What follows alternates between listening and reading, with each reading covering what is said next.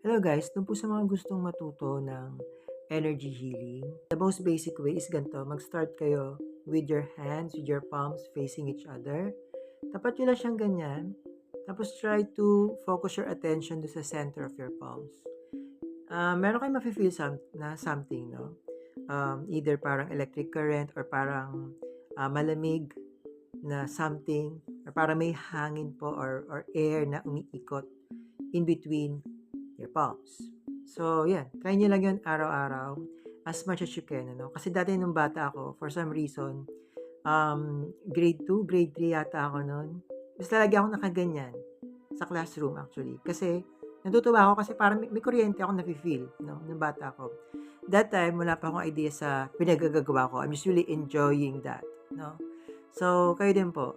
Anyone can do energy healing. We are eternal spirits. No? We are eternal beings. No? We have that healing power. No? All of us. No? Kailangan lang ma-awaken yan. No? And of course, sincere interest talaga in developing it.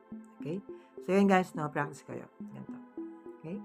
Ilan po and God bless po. And yeah. Happy New Year.